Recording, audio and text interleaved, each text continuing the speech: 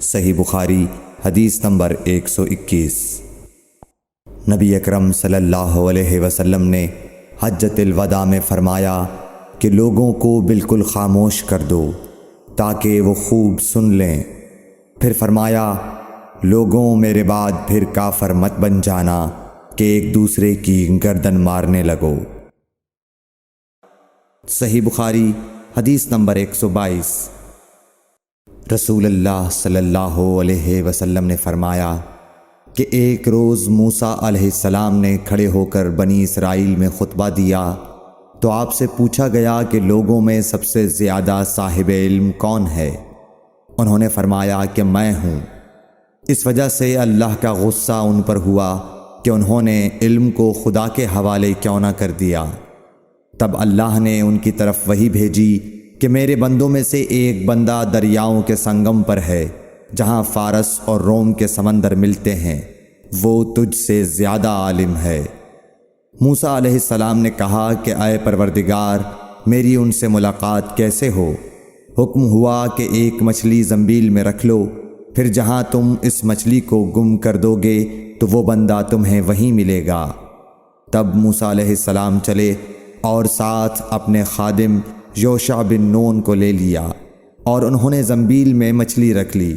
جب ایک پتھر کے پاس پہنچے، دونوں اپنے سر اس پر رکھ کر سو گئے اور مچھلی زنبیل سے نکل کر دریا میں اپنی راہ بناتی چلی گئی۔ اور یہ بات موسیٰ علیہ السلام اور ان کے ساتھی کے لیے بے حد تعجب کی تھی۔ پھر دونوں باقی رات اور دن میں جتنا وقت باقی تھا چلتے رہے۔ جب صبح ہوئی، موسیٰ علیہ السلام نے خادم سے کہا، ہمارا ناشتہ لاؤ، اس سفر میں ہم نے کافی تکلیف اٹھائی ہے۔ اور موسیٰ علیہ السلام بالکل نہیں تھکے تھے، مگر جب اس جگہ سے آگے نکل گئے جہاں تک انہیں جانے کا حکم ملا تھا، تب ان کے خادم نے کہا کہ کیا آپ نے دیکھا تھا کہ جب ہم صخرہ کے پاس ٹھہرے تھے تو میں مچھلی کا ذکر بھول گیا؟ بقول بعض صخرہ کے نیچے آب حیات تھا، وہ اس مچھلی پر پڑا اور وہ زندہ ہو کر بقدرت الہی دریا میں چل دی۔ یہ سن کر موسیٰ علیہ السلام بولے کہ یہ ہی وہ جگہ ہے جس کی ہمیں تلاش تھی، تو وہ پچھلے پاؤں واپس ہو گئے۔ جب پتھر تک پہنچے تو دیکھا کہ ایک شخص کپڑا اوڑھے ہوئے موجود ہے۔ موسیٰ علیہ السلام نے انہیں سلام کیا۔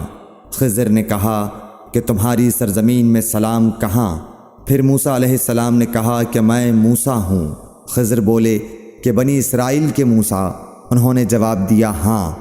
پھر کہا کہ کیا میں آپ کے ساتھ چل سکتا ہوں تاکہ آپ مجھے ہدایت کی وہ باتیں بتلاؤ جو اللہ نے خاص آپ ہی کو سکھلائی ہیں؟ خضر بولے کہ تم میرے ساتھ صبر نہیں کر سکو گے۔ اے موسیٰ، مجھے اللہ نے ایسا علم دیا ہے جسے تم نہیں جانتے، اور تم کو جو علم دیا ہے اسے میں نہیں جانتا۔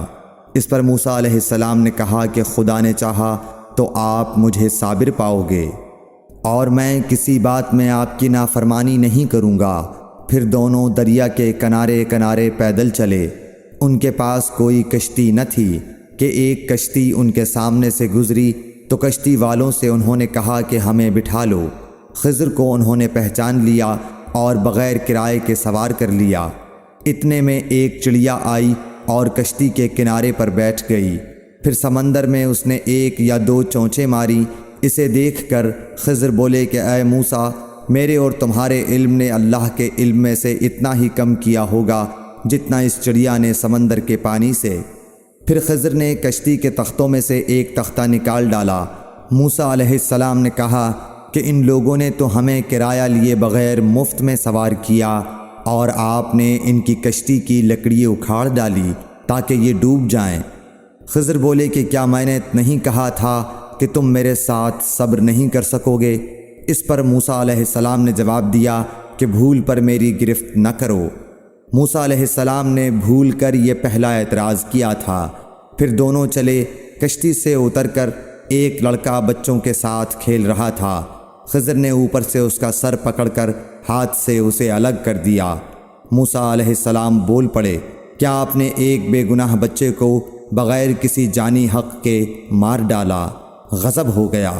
خضر بولے کہ میں نے تم سے نہیں کہا تھا کہ تم میرے ساتھ صبر نہیں کر سکو گے؟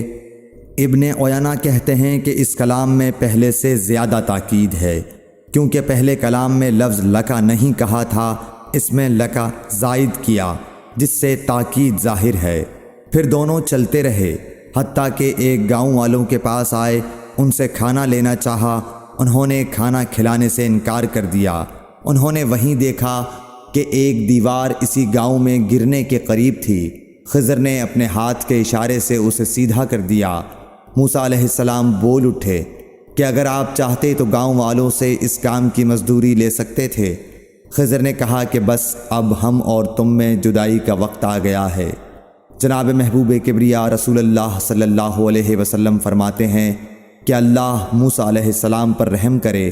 ہماری تمنا تھی کہ موسیٰ علیہ السلام کچھ دیر اور صبر کرتے تو مزید واقعات ان دونوں کے بیان کیے جاتے اور ہمارے سامنے روشنی میں آتے، مگر حضرت موسیٰ علیہ السلام کی عجلت نے اس علم لدنی کے سلسلے کو جلد ہی منقطع کرا دیا۔